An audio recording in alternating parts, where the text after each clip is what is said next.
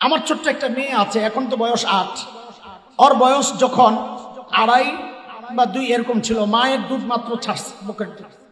আপনারা জানেন বাচ্চারা যখন মায়ের দুধ ছাড়ে কিছুদিন মায়ের বুক ছাড়ে না, খালি জ্বালাতন করে, ঘ্যান ঘ্যান মার সাথে খালি ঘ্যান করতেই থাকে। তো আমাদের দুইজনের মাঝখানে ঘুমায়, এখন মায়ের সাথে খালি লেগে থাকে। আমার তো কষ্ট লাগে, আমি তো বাবা, মেয়েদের প্রতি বাবাদের দুর্বলতা একটু বেশি। তা আমার মনটা চায় মেয়েটা আমার দিকে একটু আসুক, অত আসে না। তা আমি একটা বুদ্ধি করছি ওরে কাছে আনার জন্য।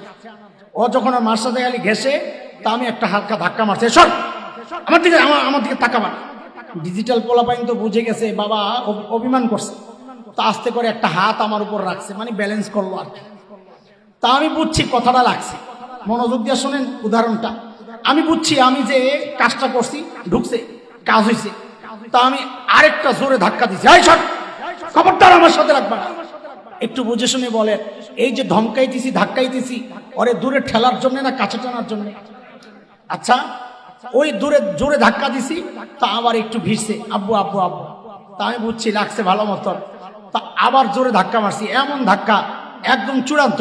আই তুমি ওরে তোমার ওই পাশে শোও, ওর জন্য আমার দিকে না তাকায়, একদম আমার কাছে আসবে না।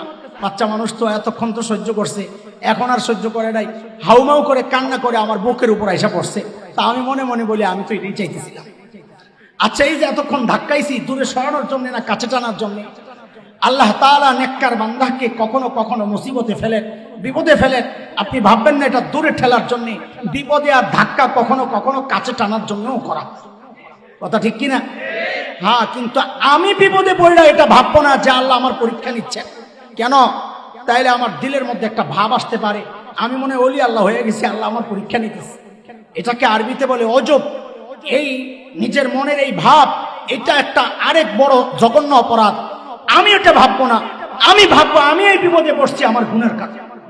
যে কোনো বিপদ দেখবো ভাববো এটা আমার কিসের ফসল? বলেন কিসের ফসল? গুনার ফসল।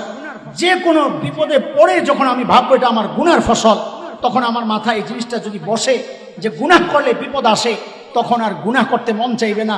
আর এই গুনাহ করলে তো আমি আবার বিপদে পড়ে যাব, থাক গুনাহ করার দরকার নাই, তখন গুনাহ ছেড়ে দেওয়া সহজ হয়ে যাবে। কিন্তু আমাদের একটা বদ অভ্যাস আছে। আমাদের বদ অভ্যাস হইল বিবি কথা শোনে না, আমার মাথায় আর এটা ঢোকে না এটা আমার গুনার ফসল। আমি দৌড়ায় আসছি হুজুরের কাছে, হুজুর আমার বউ তো কথা শোনে না। তা আমার মামা নরম মানুষ, তোর বউ কথা শোনে না, তা আমি কি করবো? আপনি হুজুর মানুষ, যা করার ওইটাই করেন। আমি হুজুর মানুষ, যা করার মানে কি করো? একটা তাবিজ দেন। কারণ আপনাকে অনেকের চিন্তার ধারণা হচ্ছে আল্লাহ এই মৌলবীরে বানাইছে আপনাকে পানি পড়া, তাবিজ দেওয়ার জন্য, জানাজা পড়ানোর জন্য আর ইমামতি করার জন্য। যার কারণে রাজপথে কোনো প্রতিবাদী মিছিলে ওলামায়ে কেরামরে দেখলে আপনার মাথা ঘুরে যে হুজুররাও মিছিল করে, হায় আল্লাহ আমরা কারে বিশ্বাস করি না। আপনার কাছে চিন্তা হলো হুজুরের কাম হলো খালি মসজিদ। ঠিক আছে না কথা? এই ঠিকটাও তো কইতে চান না, কারণ ঝামেলা আছে তো। তো হুজুর বুঝাইছেন, এই শোন, তাবিজ দিয়া সব কাম হয় না রে, দিলে দিলে জোড়া এটা তাবিজ দিয়া লাগে না। আপনারাও বুঝেন এটা। প্রত্যেকটা জিনিস জোড়া লাগার জন্য আল্লাহ তাআলা নির্দিষ্ট তৃতীয় আরেকটা জিনিস রাখছেন, একটা দিয়ে আরেকটা হয় না। যেমন কাপড়ে কাপড়ে জোড়া লাগছে কি দিয়া? সুতা দিয়া, এখানে লোহা কাজ করবে। কাঠে কাঠে জোড়া লাগছে কি দিয়া? এখানে সুতা কাজ করবে। ইটে ইটে জোড়া লাগছে কি দিয়া? সিমেন্ট বালি দিয়া, ওখানে সুতা কাজ করবে। দিলে দিলে জোড়া, এটাও তাবিজের কাজ না, এটা আরেক জিনিসের কাজ, সেটা নির্ধারিত। তা আপনি বলবেন, তো বলেন আপনি দিলে দিলে জোড়া কি দিয়া লাগে? তা আমি বলবো কি, যে দিল যে আল্লাহ বানাইছেন ওই আল্লাহকে জিজ্ঞেস করো। তো আল্লাহকে জিজ্ঞেস করছি, আল্লাহ দিলে দিলে জোড়া কি দিয়া লাগে? তো আল্লাহ সূরা মারইয়ামের মধ্যে জানায়া দিচ্ছেন, ইন্নাল্লাযীনা আমানু ওয়া আমিলুস সালিহাত সায়াজআলু লাহুমুর রাহমানু উদ্দা। আল্লাহ বলেন, ও বান্দা তোর ঈমান ঠিক কর, আমল ঠিক কর, দিলে দিলে মোহাব্বত আমি আল্লাহ তৈরি করব। যেই ওয়াজ করছে হুজুর, এখন তো খেপে গেছে, হুজুর আপনার একটা বদ অভ্যাস আছে, আপনারা সব জায়গায় খালি দিনটাই না আনেন। দোস্ত, এটা আপনার বদ অভ্যাস।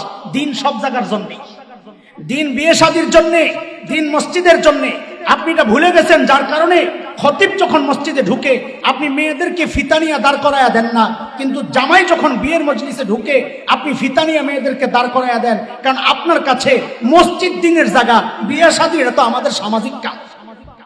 কথা বুঝেন নাই আপনারা? বুঝে বলেন না তো কিছু, কারণ ধরা খাইতেছেন না।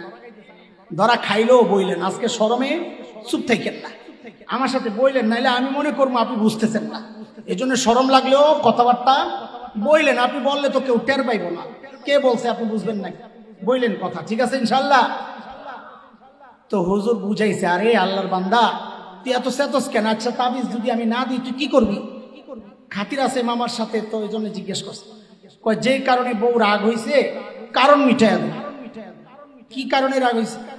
ওই যে হিন্দি সিনেমায় সিরিয়ালে একটা শাড়ি দেখছিল, ওটা চাইছে দেই না, দেখেই তো আজকে এক সপ্তাহ তরকারি মজা হয় না। শাড়ির দাম কত? 10,000। কয়লা আগে শাশুড়ির একটা দিন 20,000।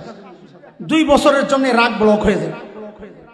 দোস্ত, আমি আর আপনি যে টাকা দিয়ে দিল জয় করতে চাইবো, এই খবর আল্লাহর আছে না নাই? আরো জোরে আল্লাহ জানেন এটা। তো আল্লাহ তাআলা কোরআনে কি জানায়া দিচ্ছেন সূরা আনফালে, বান্দা তুই টাকা খরচ করে দিল জয় করবি, কত টাকা খরচ করবি বল? 10 লাখ, 10 কোটি, মিলিয়ন, বিলিয়ন, ট্রিলিয়ন, কত খরচ করবি বল? তাহলে একবারে জানায়া দিচ্ছেন, এরে বান্দা গোটা দুনিয়ায় যা কিছু আছে যদি সব খরচ করস, তাও তুই দিলে দিলে জোড়া লাগাইতে পারবি না, কারণ এটা টাকার কাজ না, এটা আমি আল্লাহর কাজ। কার কথা বলেন? কার কথা?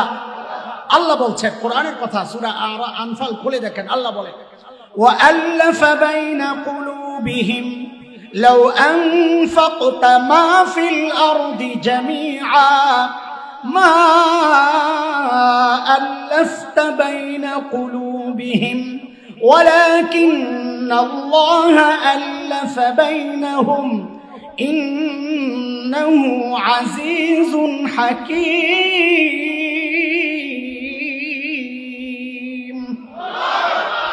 দিলে দিলে জোড়া লাগান কে? না টাকা পয়সা? এই জন্য দোস্ত, বিপদ থেকে বাঁচতে হলে, গুনাহ থেকে বাঁচতে হইলে এটা একটা অভ্যাস বানান, এটা একটা গুনাহ ছাড়ার সহজ রাস্তা। যত বিপদে পড়বো ভাববো কিসের ফসল? গুনাহ কেন ছাড়বো? হ্যাঁ, পিছনের পড়া শোনাইতে হবে। গুনাহ কেন ছাড়বো? আল্লাহকে রাজি, আল্লাহকে রাজি কেন রাখবো?